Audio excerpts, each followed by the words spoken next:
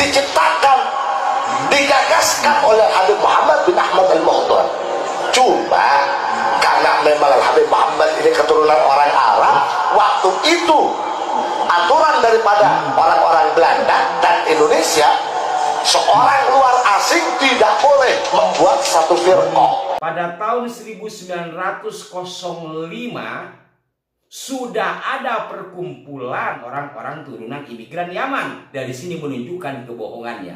Kedua, terkait dengan sejarah NU, ini jelas-jelas mengada-ada ya. Maka menjelang muktamar, kami harap betul adalah tokoh-tokoh yang akan peduli terhadap sejarah NU dan juga mau bergerak nyata. Sampai kapan persoalan ini akan didiamkan? Assalamualaikum warahmatullahi wabarakatuh. Salam jumpa, salam sejahtera untuk Anda semua. Salam persaudaraan dari kami Aras 9 Channel. Kembali saya menyapa Anda saudara-saudaraku, dan kembali saya mengucapkan terima kasih tidak terhingga atas respon positif Anda. Juga mohon maaf apabila tidak semua komentar sempat kami berikan balasan. Saudara-saudaraku sekalian, berdusta, berbohong bagi sebagian kalangan Ba'alwi nampaknya adalah lalapan. Nampaknya adalah satu hal yang biasa, kendati itu di depan umum atas nama pengajian. Sebagaimana berkali-kali kami sampaikan berkaitan dengan pengaburan sejarah, terutama sejarah NU, pelaku utamanya katakanlah demikian, yaitu dari kalangan Ba'alwi. Dan berikut ini kami akan putarkan satu video yang kembali viral terkait dengan penyampaian seorang Ba'alwi. Habib Muhammad bin Idris al-Habsyi ini punya menantu. Mantunya yang bernama Al-Habib Muhammad bin Ahmad al-Mukhtar Bondowoso. Dan Habib Muhammad bin Ahmad al-Mukhtar ini adalah salah satu pencetus daripada Nahdlatul Ulama. Nahdlatul Ulama waktu itu diciptakan, digagaskan oleh Habib Muhammad bin Ahmad al-Mukhtar.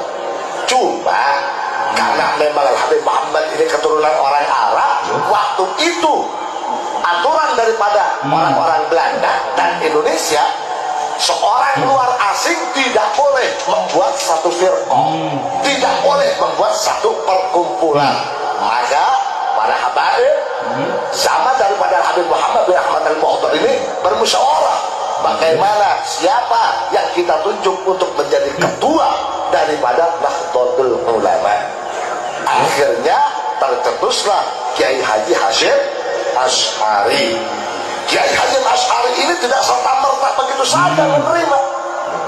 Begitu disuruh oleh Habib Muhammad bin Ahmad al-Mukhtar untuk menjadi ketua Nahdlatul Ulama, ditolak. Tidak mau ya, tidak mau. Hormat kepada habaib sampai 3 kali. Akhirnya yang sudah sama kita tahu bahwasannya Kiai Haji Hasyim Asy'ari itulah yang pertama menjadi pimpinan Nahdlatul Ulama. Saudara-saudaraku sekalian, pertama terkait dengan penyampaian dalam video tadi, itu kebohongan berkenaan dengan orang asing atau orang turunan Arab mendirikan satu perkumpulan. Katanya tidak boleh, sehingga pencetusnya yang dia sebut Habib Ahmad bin Muhammad al-Mukhtar Bondowoso itu rembukan, lalu akhirnya dari hasil rembukan atau musyawarah itu memutuskan Mbah Hasyim sebagai pimpinan. Ini sungguh mengada-ada. Ya, yang pertama tentang tidak bolehnya orang asing membuat satu perkumpulan. Lihat bos, pada tahun 1905 sudah ada perkumpulan yang isinya atau penggagasnya adalah orang-orang turunan imigran Yaman, yakni Jamiatul Khairiyah atau Jamiat Khair. Walaupun menurut beberapa sumber Jamiat Khair ini digagas sejak 1901. Namun yang pasti kemudian keluar izin dan tertera di sejumlah buku termasuk dalam Api Sejarah itu pada 1905. Dari sini bagaimana mungkin 1926 tidak boleh? Faktanya jauh sebelumnya sudah ada. Dari sini kan menunjukkan kebohongan. Masih orang-orang imigran Yaman atau keturunan imigran Yaman 1928, ya, mereka membuat organisasi yang diberi nama Rabithah Alawiyah. 1905-1928 sudah ada. Kok di 1926 tidak boleh? Pertama, dari peristiwa berdirinya organisasi golongan imigran ini, bahwa dari sini menunjukkan kebohongannya. Kedua, terkait dengan sejarah NU, ini jelas-jelas mengada-ada ya. Dan kami sudah berkali-kali mengulas tentang bagaimana awal atau cikal bakal berdirinya Nahdlatul Ulama. Ada beberapa setting peristiwa, setidaknya yang paling kuat dan paling dikenal yang termaktub dalam buku Kiai Haji Khairul Anam, yakni Pertumbuhan dan Perkembangan NU. Buku ini dianggap sebagai buku babon.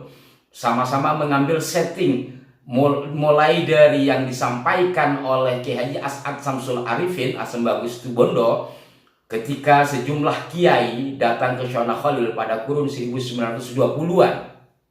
Sampai akhirnya 1924 beliau ditugaskan mengantarkan tongkat dan tasbih.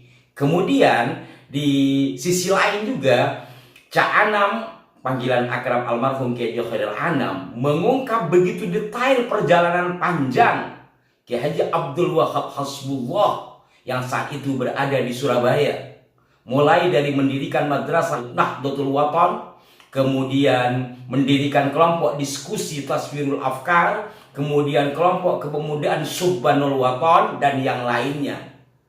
Beliau ini bersama para kiai-kiai pada saat itu kemudian menghendaki atau mengingini adanya satu organisasi khusus kiai-kiai pesantren untuk merawat Ahlus Sunnah wal Jamaah.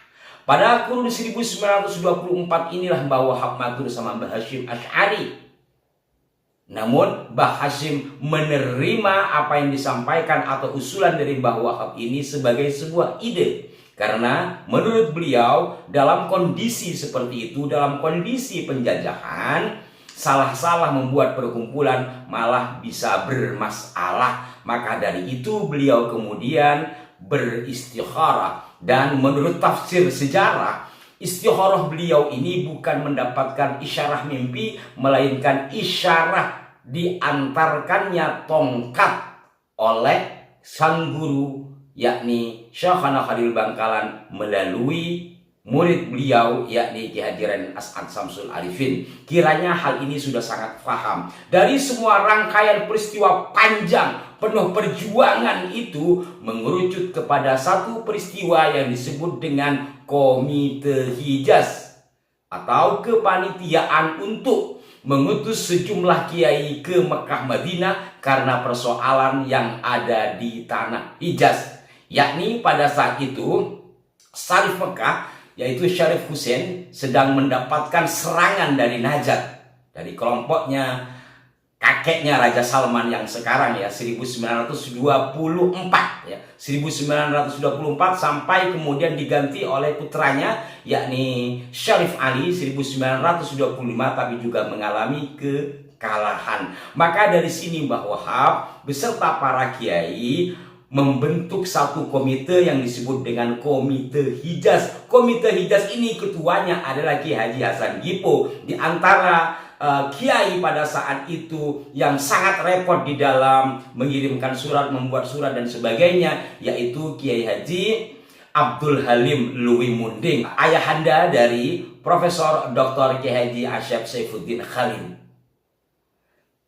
Intinya bahwa tak ada satupun ba'alwi dalam proses berdirinya ini. Mulai kita melihat dari setting peristiwa 1920-an umpamanya, atau dari pergerakan bawah, mulai dari membuat Nahdlatul Wathon, Subbanul Wathon, Taswirul Afkar, kami tidak menemukan adanya kalangan ba'alwi. Yang ada ya kiai-kiai pribumi, kiai-kiai Trah Wali Songo, di antaranya seperti Kiai Mas Abdul Aziz. Kemudian Kiai Mas Mansur juga, walaupun Kiai Mas Mansur kemudian ke Muhammadiyah, Kiai Dahlan Abdul Qahar, Kiai Abdul Hamid Sedayu Gresik, dan para kiai yang lainnya, termasuk juga kiai dari Madura yakni Kiai Muntaha.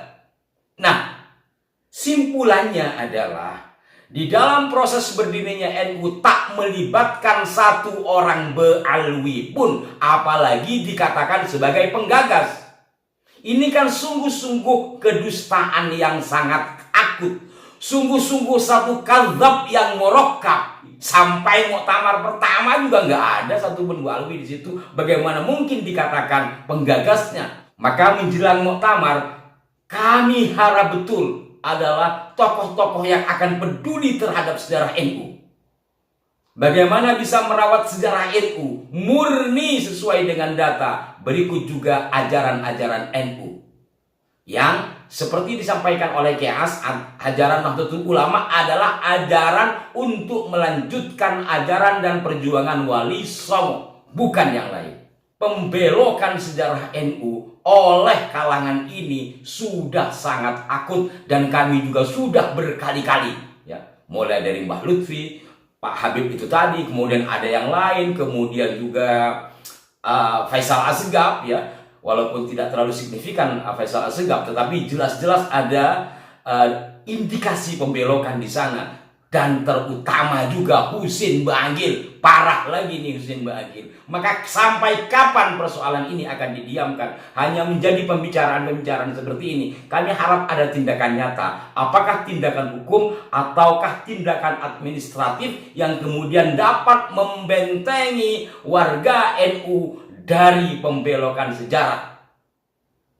Demikian, semoga ada manfaat yang bisa dipetik walau hanya sedikit. Mohon maaf jika ada kekeliruan. Sampai jumpa. Wassalamualaikum warahmatullahi wabarakatuh.